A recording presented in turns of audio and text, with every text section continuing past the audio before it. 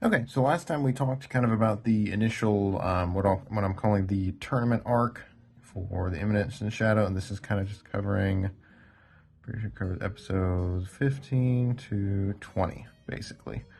And this is where it kind of scales through here.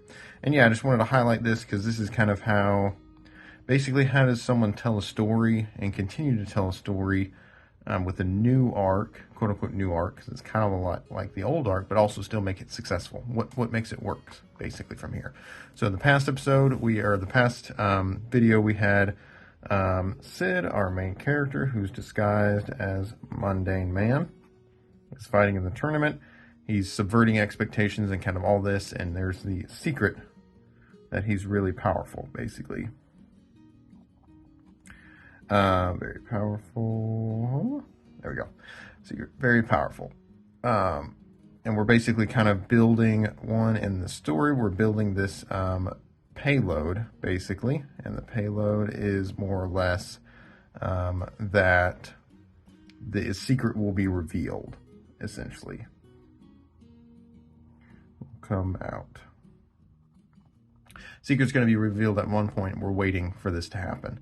And so, yeah, so where we're joining here is we are, let's see, I think we're on episode 17, basically. Let's see.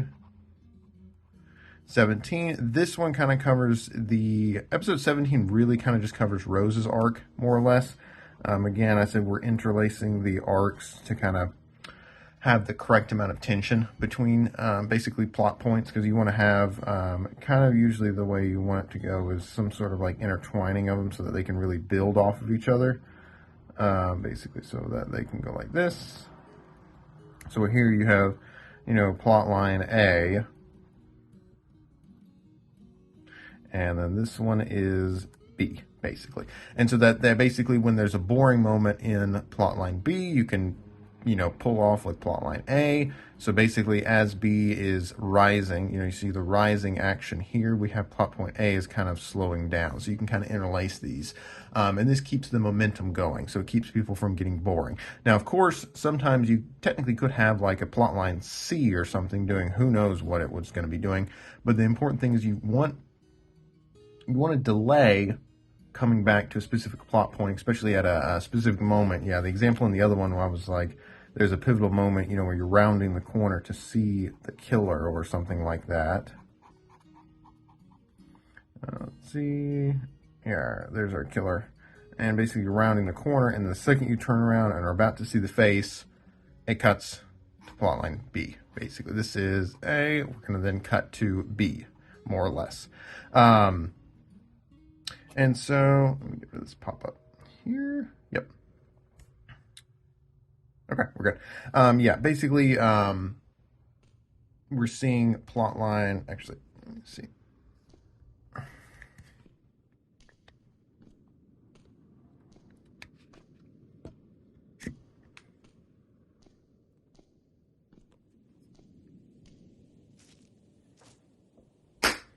Okay, and so we're seeing plotline B basically then takes over. And basically, we're using this momentum to build up plotline B, and then the second plotline B, you can use this for a little bit and then come back to A, and then as plotline B gets more interesting, then you go back to plotline A, and basically you're building this mystery. This is what you're doing, building the mystery of, which is kind of the magic that all stories run on, is what happens next. This is what your story must have. If it doesn't have this, you are probably dead in the water. So this is what we're working. This is the reason why these multiple plot lines will work like this. This is the reason why TV shows.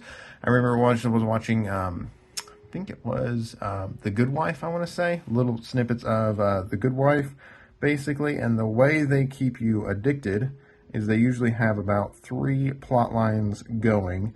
And basically, usually 2 of them resolve at the end of an episode, and then 1 has like this to be continued, basically, atmosphere. And basically the whole idea is that, I need to see what happens here, so let's watch the next episode. We'll watch the next episode, and then as we're watching the next episode, we have the same thing repeats, basically. We have 3 plot points, they go through there, 2 kind of get resolved, and then 1 is to be continued. And that's how the show goes forever, basically, until the show dies, or all the audience dies, or the creators of the show die. Basically, it just goes on like this forever, more or less. Because the point is, it wants you to keep watching, right? So it can never truly be resolved. So there's always this kind of this anxiety of, I've got to see what happens next. Again, what happens next? So that's the reason why, that's how this show works. And of course, this story over here gets resolved over here, but then one of these different ones, and it kind of evolves into a different one, basically. So this one goes all the way over here and becomes resolved here, and then it develops, somehow ties into the next story, which is now then again unresolved, basically. And then this continues on to the next one, basically. And this is kind of how it does. But this is kind of a way people use these multiple plot lines to kind of keep things interesting and make everything going. And everything from there. And also, it just feels more natural because it's multiple things happening at the same time. And so it really gives that feel, instead of having, you know, plotline A, plotline B, C, basically. And this is our story. And we'd rather go kind of interlace here, so that A is here, and then B kind of takes over here, here, here, and here. And then C is at the end. Oops, B is down here. And so this is kind of what helps keep the story interesting and everything like that. So basically, episode 17 kind of covers a lot of Rose's story and everything. And not to say I didn't care about it. It's just not what I wanted to talk about, the tournament arc. But basically, I did want to highlight, this is the reason why you can do this. Basically, you can take something that may not be necessarily as interesting. To me personally, the tournament arc was much better, but that may be different. But the way they do it is he's interlacing it for people like me, and then for people who are the opposite, who want to see more about Rose and don't really care about the tournament arc, because anything like that. So basically, Rose goes through there. She's on the run. And then Sid, this is just another good, I'll call it housekeeping story development, where Sid introduces Epsilon. Again, Shadow Garden has like 1 million characters. So you have to intro each one kind of one at a time to highlight what makes them unique and what makes them interesting and everything like that. To highlight them, basically, because otherwise they're just going to get lost in the numbers, basically, because there's a decent number of them.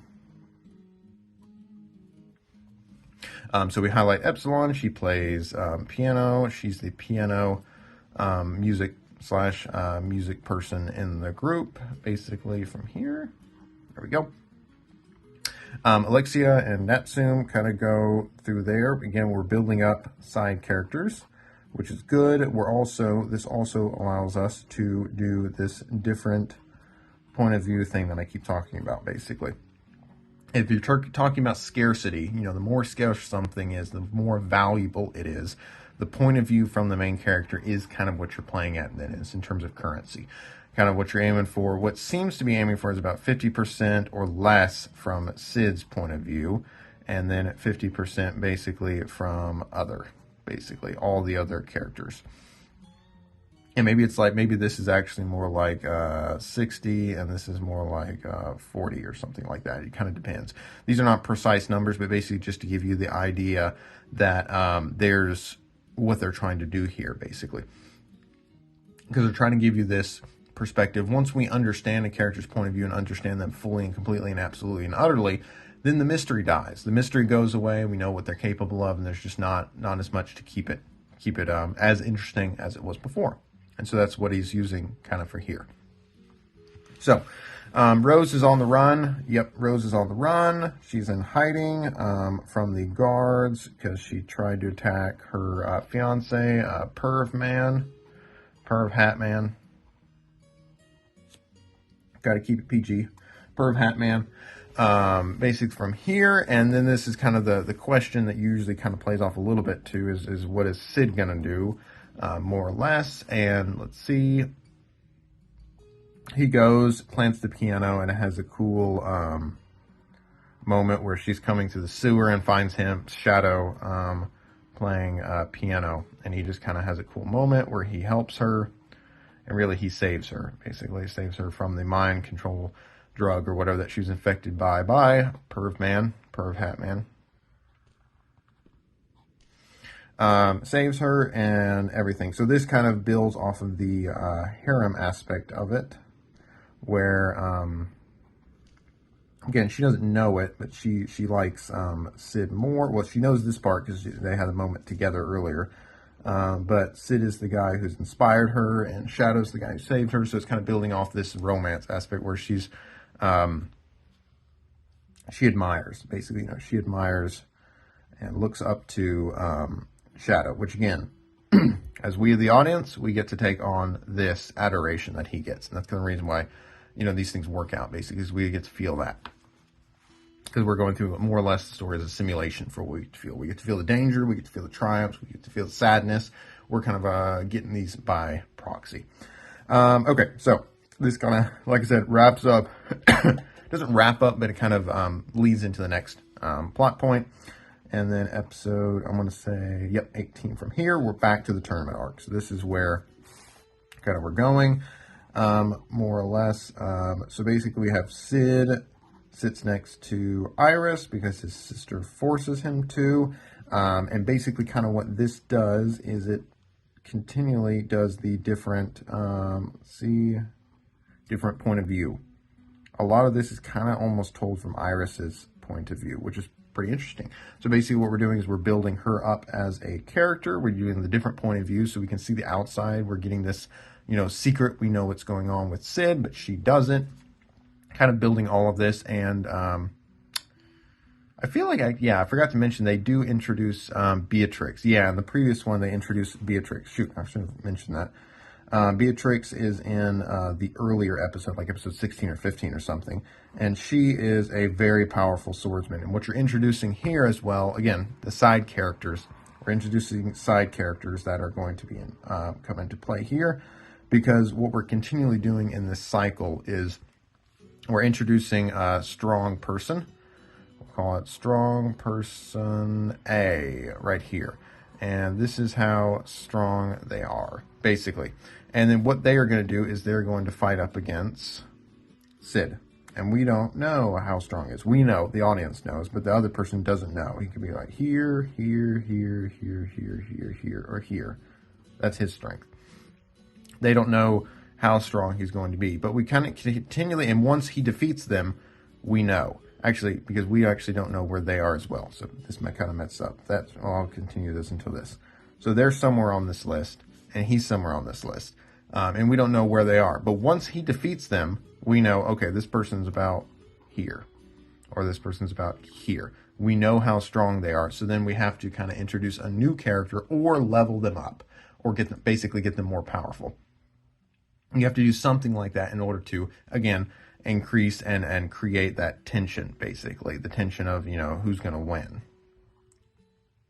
And if you don't do that, that's the reason why he does so kind of cycles in new characters, because it's really easy to just have a new swordsman from out in the Wander, or out from Wander, or out from wherever basically come in, because it allows you to kind of have this mystery of we don't know how strong this person is. So he introduces Beatrix, and we know she is probably up here. She is very, very strong. She gives off this aura, but then she does nothing. So again, we're building towards this climax that we're working towards. So that's her. Just wanted to make sure we included her from there. Let's see. Beatrix sees something in him. So this is also, again, this is how he builds her strength, is that she recognizes Sid, basically, as potential, we'll call it. She doesn't know what it is exactly, but it's strong. But basically, she sees something in him. And this is what basically caused the audience to recognize, okay, she's up here. She knows, and maybe Anna Rose is down here, basically. But she knows something's going on, basically. We have more kind of on the other plot, the story plot. We have Iris, basically, talking versus Perv Man, and then of course we come to Mundane Man versus Anne Rose. I keep wanting to call her Anne Rose. So this is kind of again the building of these two swordsmen fight, and basically it kind of follows the same the same arc from before is that basically the other person more or less attacks. He dodges, basically. Dodges, and then kind of shows the flexes. Basically, it's a flex. This is to show the power level between them. So he does something to flex. Then they do a super attack. Super attack, and then he crushes them, basically. Crushes them, and he does so without revealing his true power.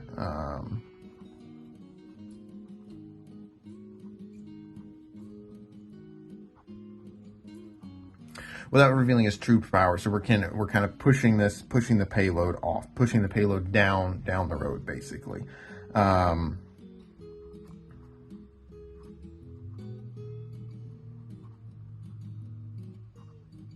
Continually pushing this down the road to kind of see and let it until it can pay off, as I said, down the road, basically in terms of story and plot line, basically. But this is a great fight where we've been kind of building towards this. Again, all the times we've introduced Anna Rose and she's suspicious, she's wondering what's going on. It's continually building and adding context and adding emotional investment in this fight, because we want to see what happens. We want to see from there. So they have the fight. And then they have a nice moment together, basically, where, again, we kind of introduce this harem aspect, where she is interested in Mundane Man. She admires him. And then he moves on, basically. But again, this is what kind of makes it kind of one of the better harems that I've seen so far. It goes into detail about what makes it a better harem, and it goes into detail about what makes it, basically what makes it work, and what makes this harem aspect kind of come together, basically, more or less, for it, and how it kind of gets involved. It also pulls the characters, pulls everything in, and so the audience understands why. So no more of this. The thing that annoys me so much about harems is the inexplicable main character. Nobody knows why they like him. Now we kind of actually see he's strong, he's got this power, he has this mystery that kind of draws the characters into him and kind of makes sense. It starts to actually add up together. We start to actually understand why you might be interested in a character like him or something like that. And then just as this happens, she's going to get cycled out, and then she can get reused in a later episode. Or in a later season, more or less. This is what makes it nice, is she can come, she can level up, and then they can have another encounter, basically, with her versus, of course, this time it would be versus Sid or Shadow, basically. More or less from there.